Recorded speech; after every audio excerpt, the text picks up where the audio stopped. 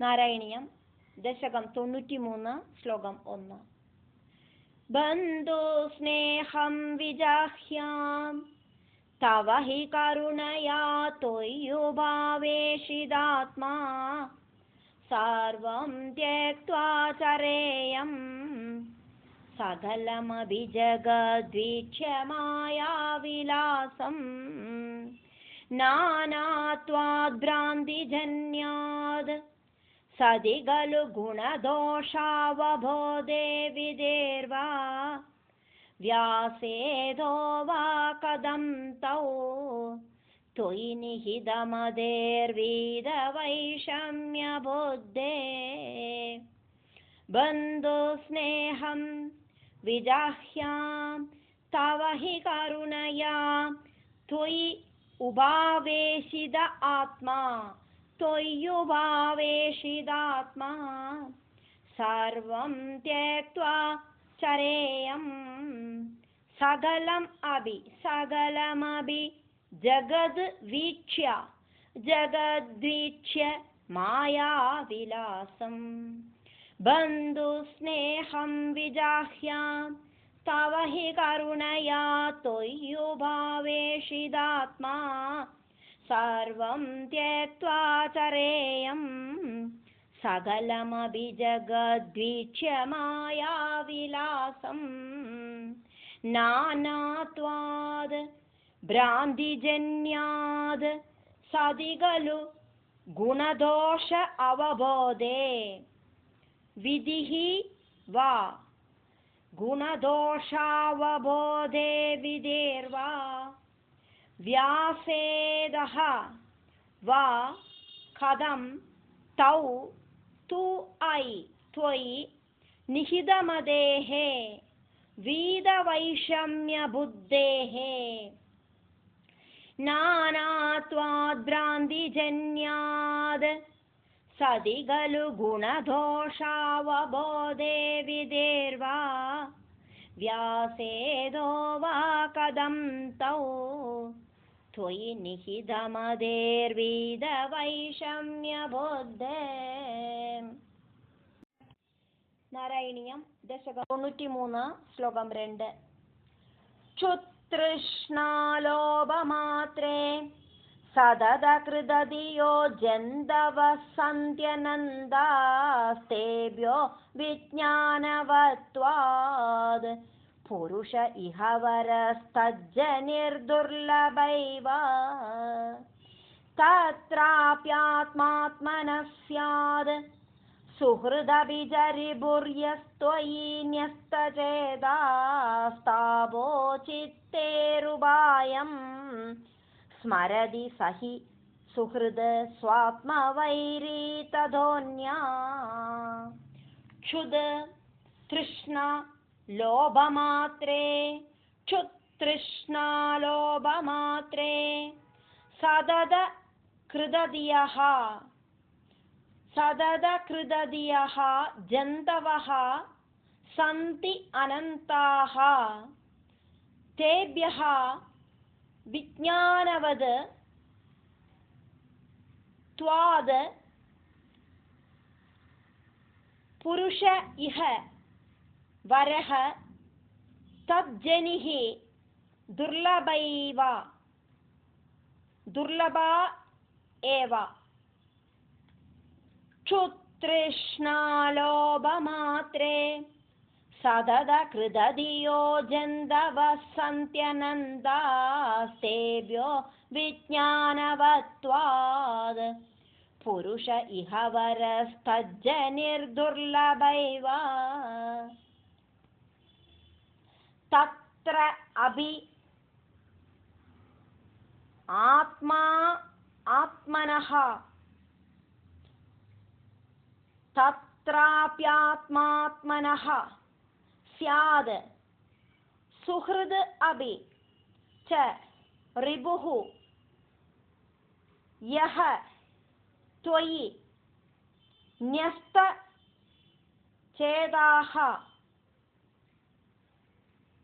താപ ഉച്ഛിത്തേः उपायं स्मरति सः हि सुहृद् स्व आत्मवैरी ततः अन्यः तत्राप्यात्मात्मनः स्यात् सुहृदभिजरिभुर्यस्त्वयि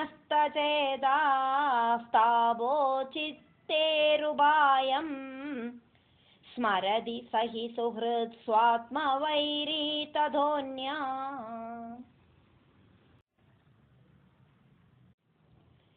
നാരായണീയം ദശകം 93 ശ്ലോകം 3 त्वत्कारुण्ये प्रवृत्ते क इव नहि गुरुर्लोकवृत्ते बिभोमन् सर्वाक्रान्ताभिभूमिर्नहि चलति तद सक्षमां शिक्षयेयम् गृह्णीयामीश तत्तद्दिशयपरिजयेऽप्यप्रसक्तिं समीराद् व्याप्तत्वं चात्मनो मे गगनगुरुवशाद् बाधुर्निर्लेपता च त्वत्कारुण्ये प्रवृत्ते कः इव नहि गुरुः लोकवृत्ते अभिभूमन् सर्व आक्रान्ता अभिभूमिः नहि चलति ततः सक्षमां शिक्षयेयम् त्वत्कारुण्ये प्रवृत्ते क इव नहि गुरुर्लोकवृत्ते बिभोमन् सर्वाक्रान्ताभिभूमिर्नहि चलति तदा सक्षमां शिक्षयेयम् गृह्णीयाम् ईश तद् विषयपरिजये तद्विषयपरिजये अभि अप्रसक्तिं तद्विषयपरिजयेऽप्यप्रसक्तिं समीराद् व्याप्तत्वं च आत्मनः मे गगन गुरुवशाद् बाधु निर्लेपता च गृह्णीयामीश तत्तद्दिशयपरिजयेऽप्यप्रसक्तिं समीराद् व्याप्तत्वं चात्मनो मे गगनगुरुवशाद् बाधु निर्लेपता च നാരായണീയം ദശകം 93 ശ്ലോകം 4 സ്വച്ഛസ്യാം പാവനോഹം മധുര ഉദഗവദ്വന്നിവന്മാസ്മ ഗൃഹ്ണാം സർവാന്നീനോപി ദോഷം തരുഷു തമിവ മാം സർവഭൂതേഷ്വവേയാം പുഷ്ടിർനഷ്ടികലാനാം ശശിന ഇവ തനോർനാത്മനോസ്തീതി വേദ്യാം തോയാദി വ്യഷ്ടമാർത്താണ്ഡവദഭിജതനുഷ്വേകദാം ത്വത്പ്രസാദാത് സ്വച്ഛഃ സ്യാം പാവനഃ അഹം മധുര ഉദകവത് വന്നിവത് മാ സ്മ ഗൃഹ്ണാം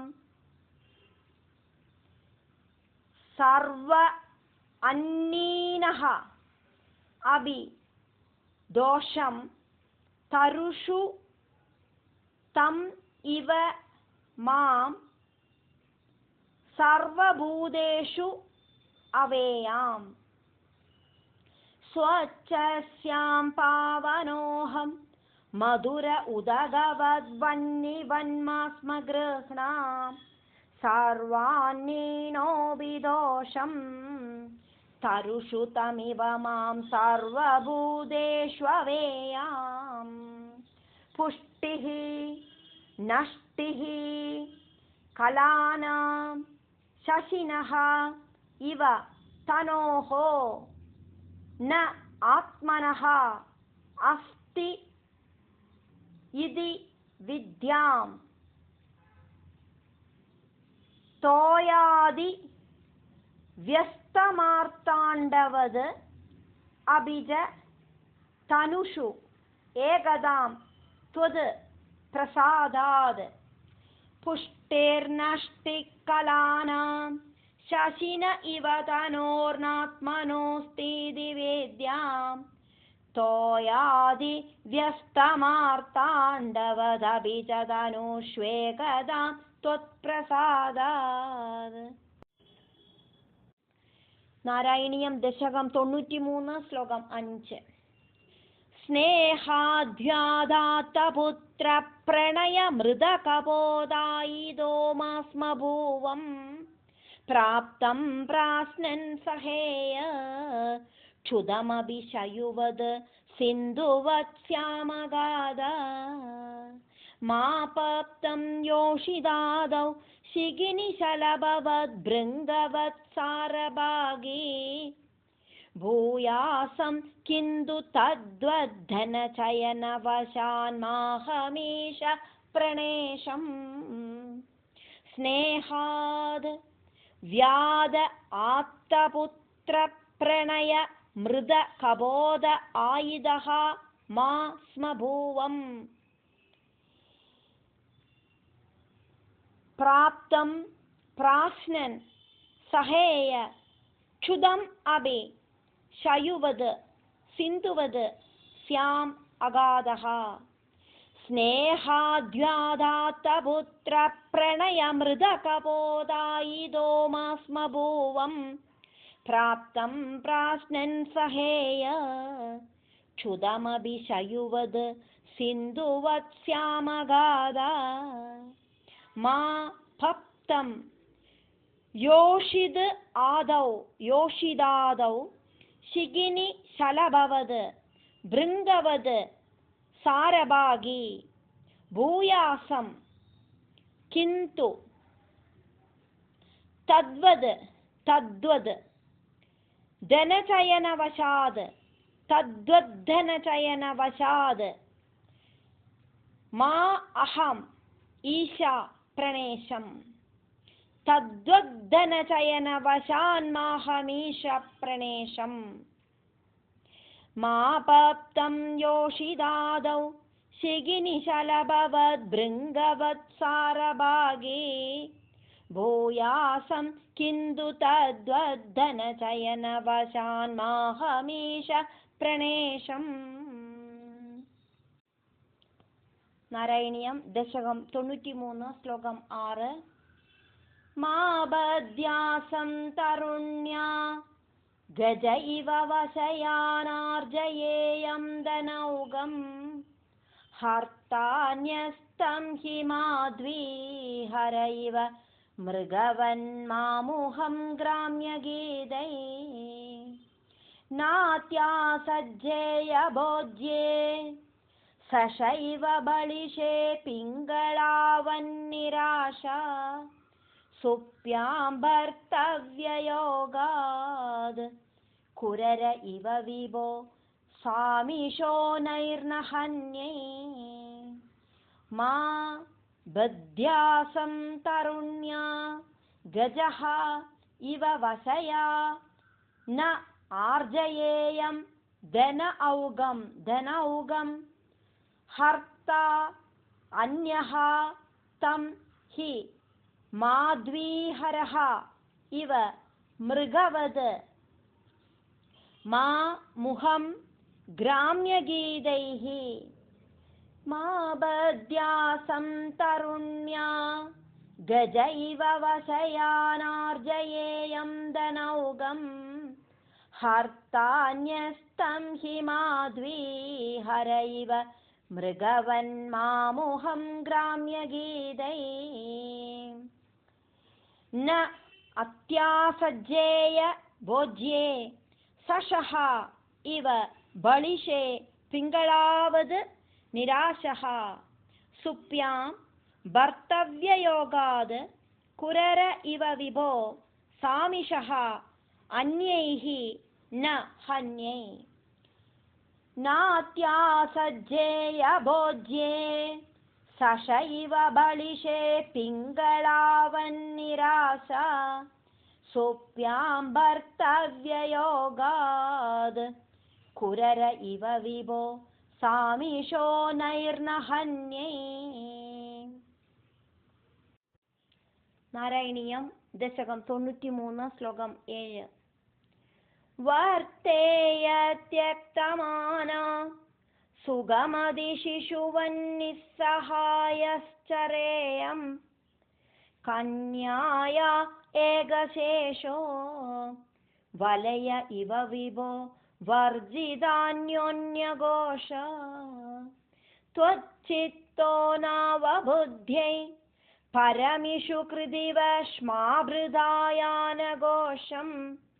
ഗേഹേഷ്വന്യപ്രണീതേഷ്വഹിരിവ നിവസാന്യുന്ദുരോർമന്ദിരേഷു.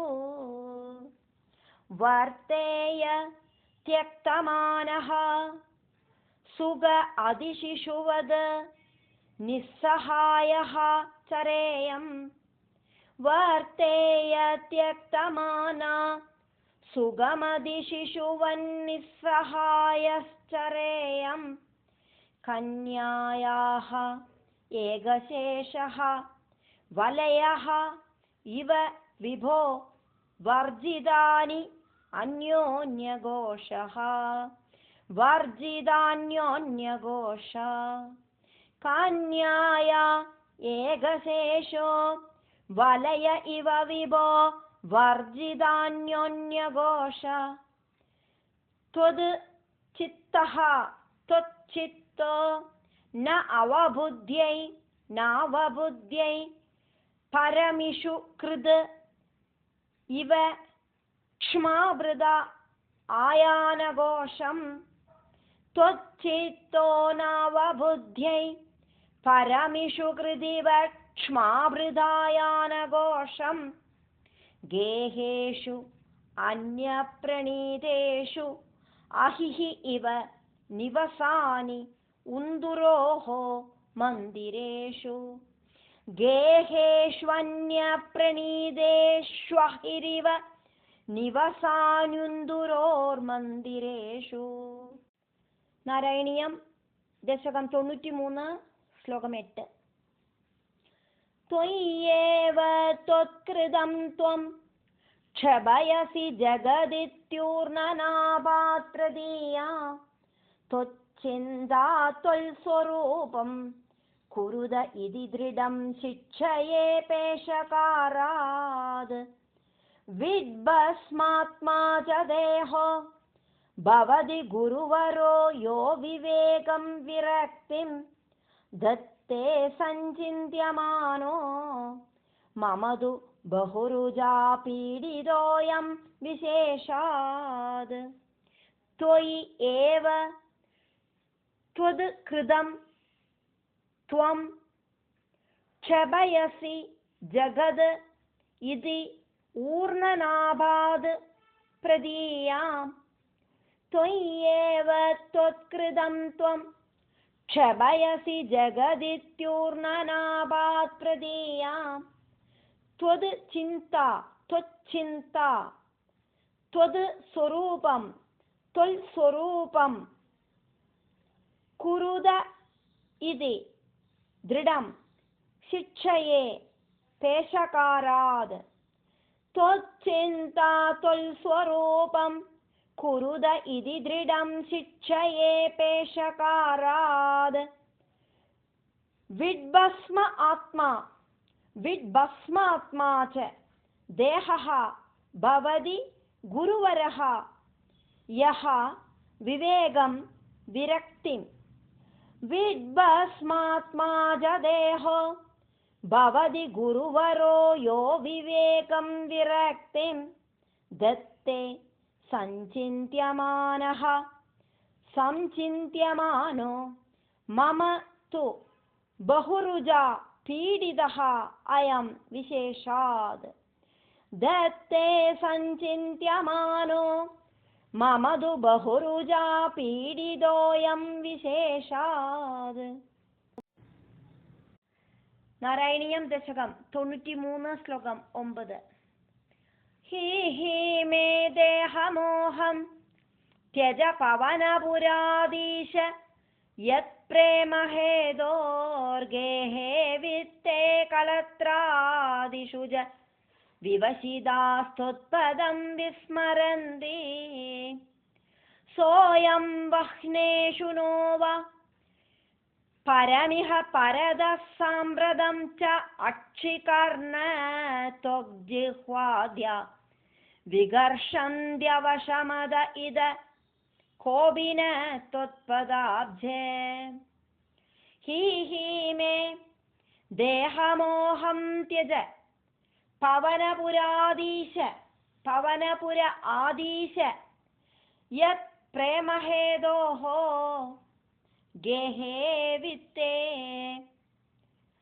कलत्रादिषु च विवशिदाः त्वत्पदं विस्मरन्ति हि मे देहमोहं त्यज पवनपुरादीश यत्प्रेमहेदोर्गेहे वित्ते कलत्रादिषु च विवशिदास्तुत्पदं विस्मरन्ति सः अयं वह्नेः शुनः वा परम् इह परदः साम्प्रतं च अक्षिकर्ण त्वक् जिह्वाद्य विगर्षन्ति अवशम् अधः इदः कः अपि न त्वत्पदाब्जे सोऽयं वह्नेषु नो वा परमिह परद साम्प्रतं च अक्षिकर्ण त्वग्जिह्वाद्य विगर्षन्त्यवशमद इद कोऽपि न त्वत्पदाब्जे नारायणीयं दशकं 93 श्लोकं 10 दुर्वारः देहमोहः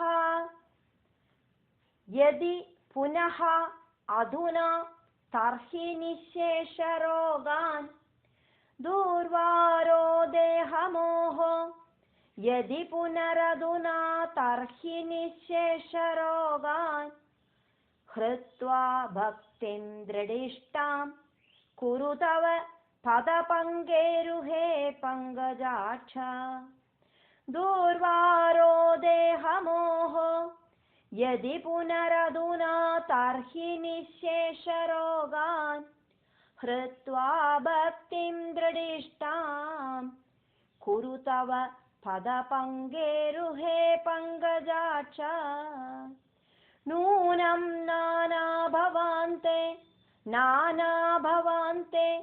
समधिगतममुं मुक्तिदं विप्रदेहं क्षुद्रेहा हन्त मामा क्षिपविषयरसे पाहि मां मारुदेश